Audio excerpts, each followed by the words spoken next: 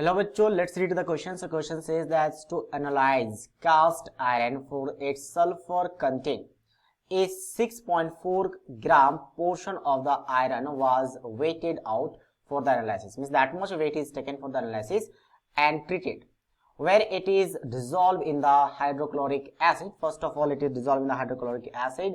The hydrogen sulfide evolve. So first of all, hydrogen sulfide will evolve from the iron sulfide.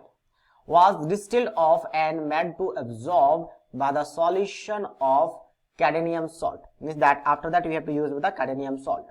Okay. After which this CDS was treated with the excess of solution of copper sulfate. As the CuS precipitate formed was ignited. As a result, 0.79 gram of the ignition copper oxide precipitate was obtained.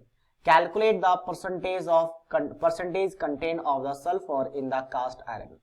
So basically क्या बोला गया इस पूरे statement में कि सबसे पहले हमने कास्ट आयरन लिया है, कास्ट आयरन। तो इस कास्ट आयरन का सबसे पहले हाइड्रोक्लोरिक एसिड के साथ रिएक्ट कराया गया एज इट इज मेंशन। ठीक है, हाइड्रोक्लोरिक एसिड के साथ रिएक्शन कराने पे हाइड्रोजन सल्फाइड बन रहा है, मतलब H2S, क्योंकि इसमें सल्फर है कास्ट आयरन में, उसी का परसेंटेज पूछा है। इसका हमने CD कैडमियम के साथ रिएक्शन कराया, तो कैडमियम के साथ रिएक्शन करवाएंगे तो क्या बनेगा आपका CDS, जो यहाँ पे मेंशन्ड है आगे की CDS बन रहा है आपका। ठीक है, कैडमियम सॉल्ट, सॉल्ट मतलब उसका आयन के फॉर्म में ले लो। फिर हमने इसका रिएक्शन किसके साथ कराया, फिर हमने कॉपर सल्फेट के साथ कराया। तो कॉपर सल्फेट के साथ रिएक्शन करवाने पे ये CuS बनता है। और फिर हम लास्ट में इग्निशिएशन, अगर हम इग्निशिएशन कर दे इसका तो क्या बनता है, इग्निशिएशन के बाद कॉपर ऑक्साइड बनता है। कॉपर जो सल्फाइड है कॉपर ऑक्साइड में कन्वर्ट होता है।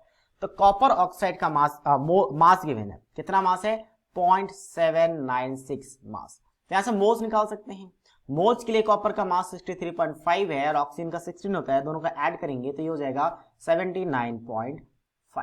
अगर मैं इसको डिवाइड कर दूं तो यहां से मोल्स आ जाएगा, मोल्स कितना आ जाएगा आपका, यहां पे मोल्स आ जाएगा 0.01।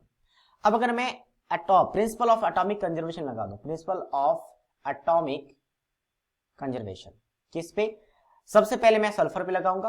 तो सल्फर पे अगर लगाऊंगा तो क्या हो जाएगा, number of moles of sulphur यहाँ पे कास्ट आयरन पे हम मानते हैं, अभी नहीं बताते, एक सल्फर होगा।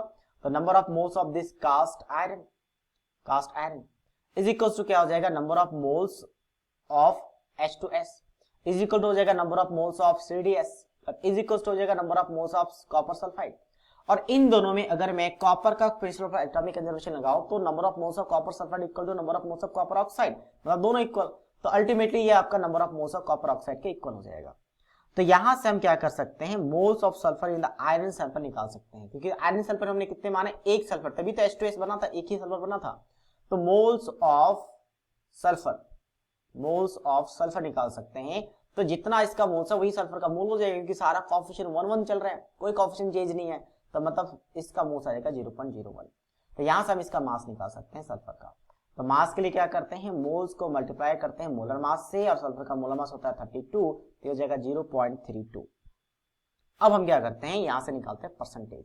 सो परसेंटेज ऑफ सल्फर के लिए क्या करेंगे, सो परसेंटेज ऑफ सल्फर, जितना मास है उस मास को, जितना मास हमने आयरन कास्ट का लिया था, सैंपल का लिया था, उसको डिवाइड करेंगे, मल्टीप्लाई करेंगे 100 से। So after division ये वैल्यू कितना आ जाता है, 5%. So 5% is the right answer of this question. So I hope you understood it well. All the best.